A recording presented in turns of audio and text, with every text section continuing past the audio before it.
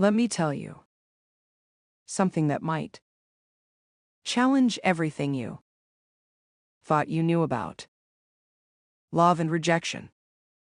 Avoidants don't hurt you because they want to break you. They hurt you because they never learned how to hold you. Their pain doesn't speak the language of intimacy. It doesn't reach you through warm words, soft reassurances, or affectionate presence. Instead, it shows up as silence, distance, withdrawal. Not because they are cruel, but because that's how trauma talks when it doesn't know the language of closeness. The roots of avoidance, love as danger, not safety. No one is born afraid of intimacy. Avoidance is not nature, it's nurture. Miswired. An avoidant didn't just decide one day to fear connection. They were raised in emotional droughts, in homes where love was inconsistent, where vulnerability was punished, where the cost of emotional honesty was rejection, judgment, or abandonment. And so they internalized a belief that became their survival code. To be close is to be unsafe, to love is to lose, to need is to be left. This belief system doesn't vanish with adulthood. It matures. It adapts. It becomes armor, subtle but strong. So, when you show up, loving, available, steady, they don't exhale. They brace for impact. Why your love triggers their panic? Here's the paradox. The more you love them, the more threatened they feel. To you, love is safety. To them, love is exposure. To you, affection is warmth. To them, affection is risk. Your consistency hits something deep, something unresolved, and it confuses their nervous system. Because you're offering the very thing they always wanted in a way they were never prepared to receive. That confusion turns into self-defense, emotional panic. Suddenly, they're saying, I need space. They ghost you. They go cold. They might even say something sharp, distant, or dismissive. Words that cut not because they hate you, but because they're terrified of needing you. This is not rejection. This is fear. The truth behind the silence. Avoidants often disappear at the exact moment they feel the most. Their silence doesn't mean they don't care. It means they care so much. They don't know how to carry it. Their shutdown isn't emptiness, it's emotional overflow. Think of it this way: if someone's heart is a locked vault and you start cracking the combination, they don't celebrate. They slam the door in. Panic. That's what you're feeling. The door slamming. Not because you did something wrong, but because you got too close. You didn't trigger their apathy. You triggered their history. Why love becomes a battlefield. Avoidants don't live in emotional balance. They live in extremes, hot and cold, near and far, available and absent. When they feel safe, they lean in. But the moment love starts feeling real, they pull back.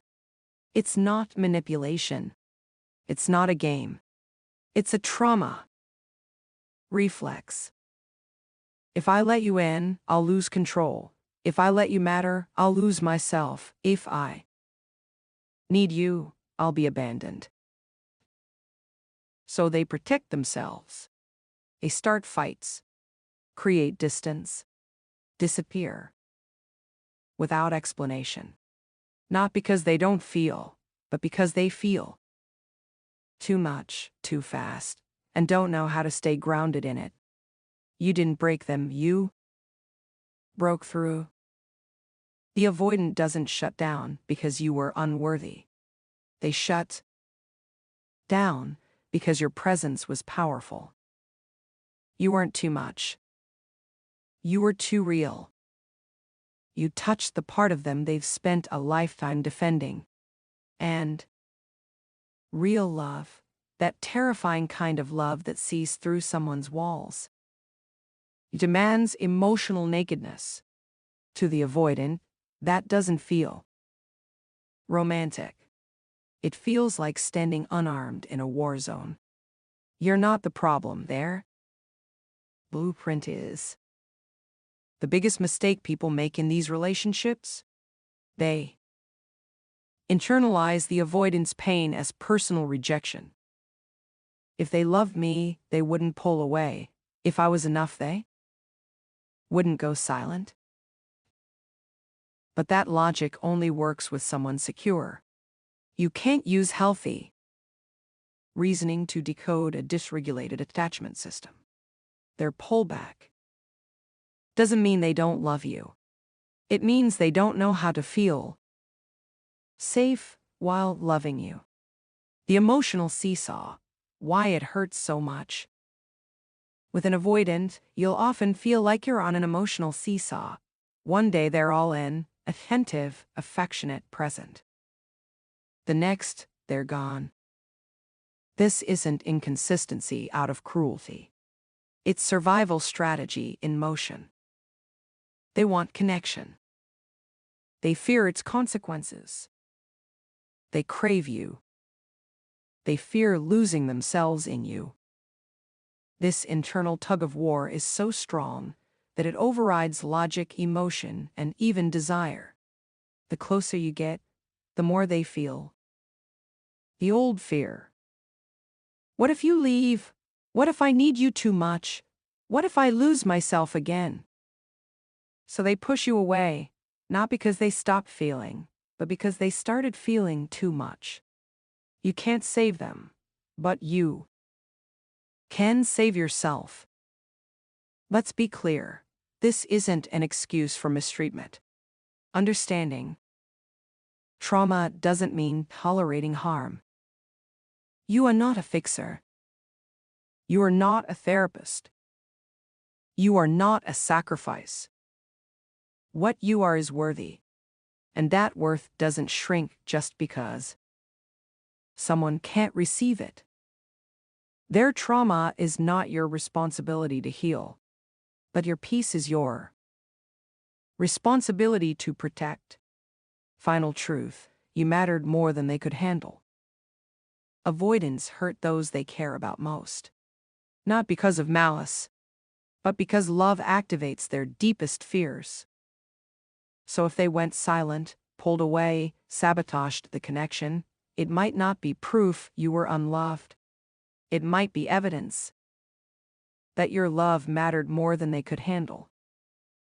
Your presence didn't push them away.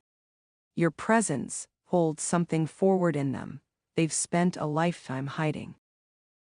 And while that may not excuse the pain, it does reframe the truth. You didn't fail. You reached them. And that alone means something. So if you're bleeding from their silence, take a step back. Not in punishment, but in power. Because sometimes the most loving thing you can do for someone afraid of love is to stop trying to prove you're safe and walk away knowing you were never the danger.